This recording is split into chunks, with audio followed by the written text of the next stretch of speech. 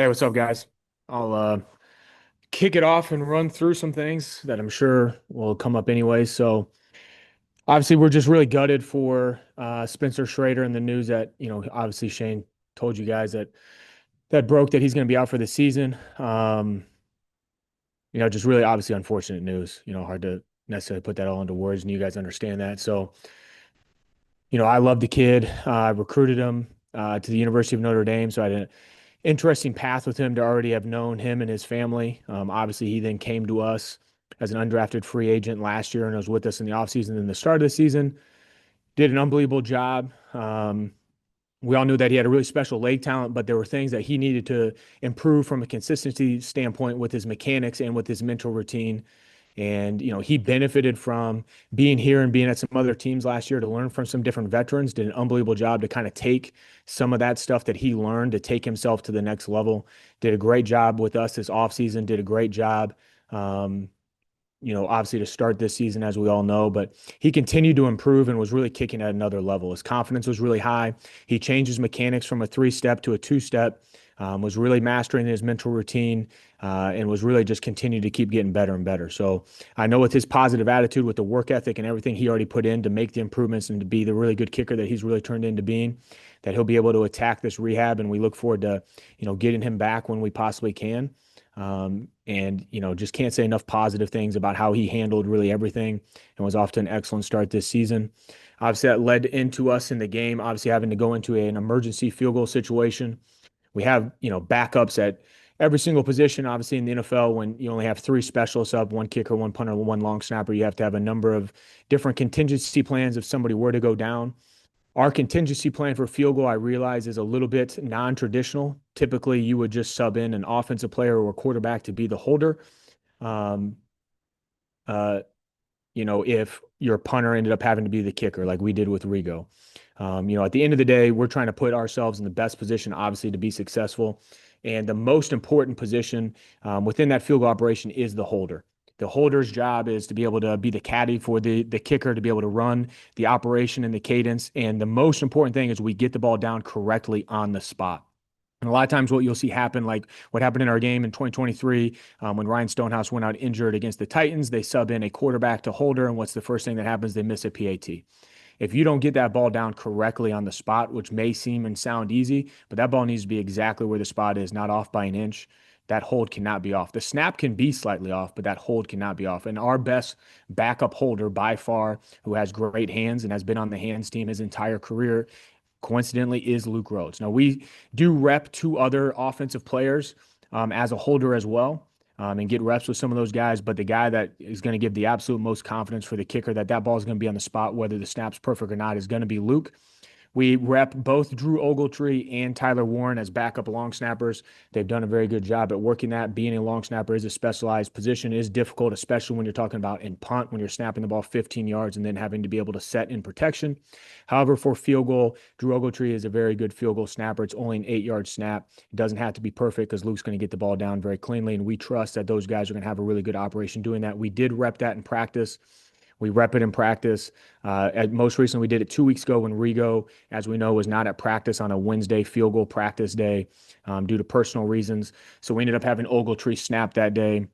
Luke Rose held that day. Shout out to Joel. He was the one guy that went up to Connie and asked why the field goal operation was different 2 weeks ago on that Wednesday. So thanks for paying attention during field goal period, Joel.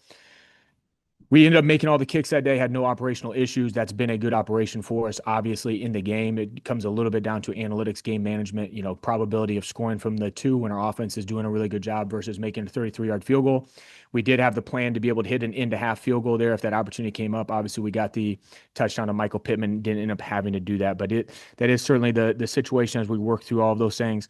Thought overall, we did a solid job. It's unfortunate that, the kick opportunity unit continues to get better and better, and we had a penalty that ended up bringing back a really great return for Ashton Dulan. Just shout out to Ashton Dulan. What an unbelievable job he's able to do, taking on more reps on offense, still able to do his special teams roles. Is really an elite special teams player. Everybody talks about him as a gunner, but when you look at the body of work he's also had as a returner, this year and last year, really, really special player and a really good returner. Another thing that came up, obviously we look at kickoff. I think the last three games, the guys have done a good job, both from a kick and cover standpoint.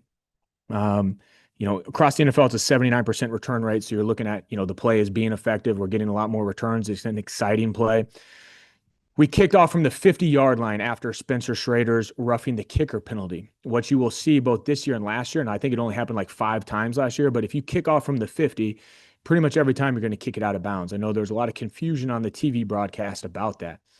The rule is written that when you kick it short of the landing zone or out of bounds, the ball will be spotted 25 yards from the spot of the kick, or you can take it from where it went out of bounds. So if you kick it deep and out of bounds, 25 yards from the spot of the 50 would be the 25-yard line. A little bit of a loophole to the rule that was addressed with the rules committee during the combine about maybe we need to relook at that. Obviously, it wasn't changed. That was something that showed up last year with the new kickoff rule. So that is something that you'll continue to see if on the rare occasion you see a 50-yard line kickoff.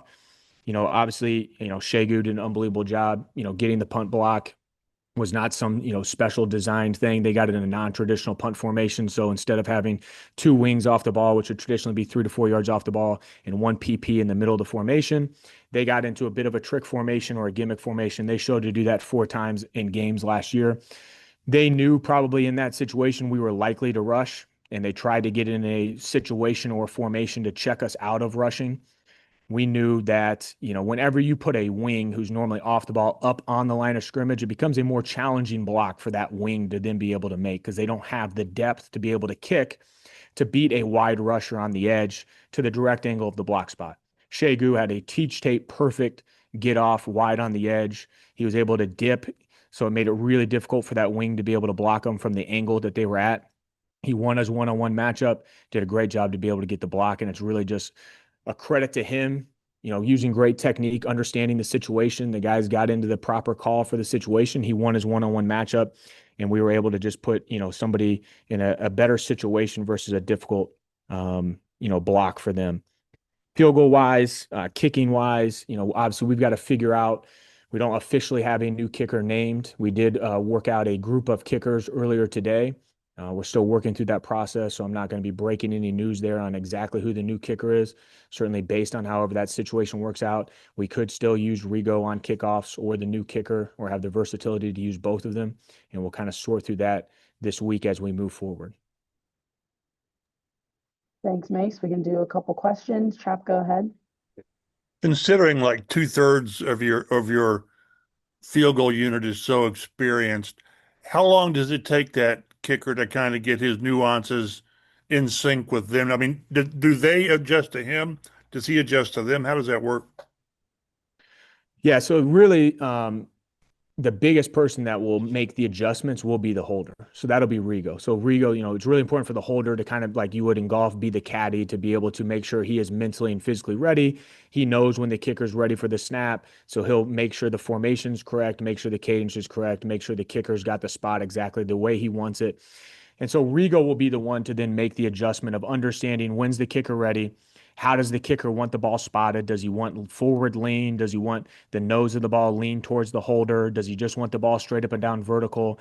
Some kickers want it slightly different, and they might want it different in different situations, with different weather conditions or with different distance of the kick. So that'll be Rigo, and Rigo's an excellent holder. Obviously, he's a veteran. With us having 2 veteran guys, that will certainly be able to make things a little bit smoother of a transition with them kind of really understanding how to be able to operate and having a lot of experience doing that both in a practice and game setting. So we would expect that could be a smooth transition for whoever that kicker is.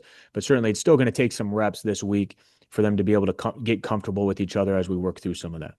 So those are small details, but not really small details.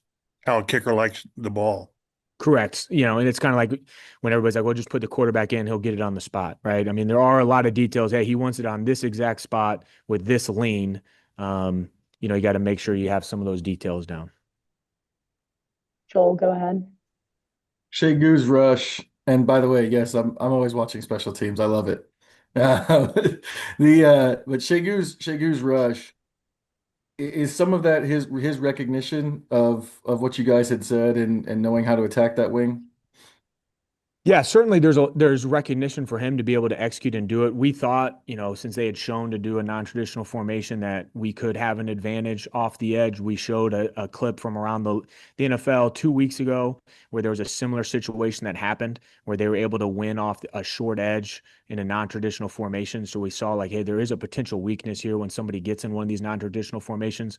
There are different checks or different things we can do if somebody is shown to do a lot of these non-traditional formations where you can get somebody maybe in a little bit more of a weakness. We did that in 2023 with the Titans when they got in a non-traditional formation and we ran a pressure and Tony Brown blocks a punt. So sometimes when people do things that aren't a traditional punt formation, you can find like a weakness or a way to win a matchup. In this instance, Shegu just understood, hey, this guy's in a bad position. This is something we've talked about for the last 2 weeks. I'm going to widen out, and this is how I'm going to beat him. Couple more, James. Brian, what makes Ashton Dulan a good football player in whatever aspect you put him out there in? Yeah, I think we've kind of talked about this before, but he's a special athlete. First off, he's got really good play strength. He's got great burst and acceleration. He's got good top end speed.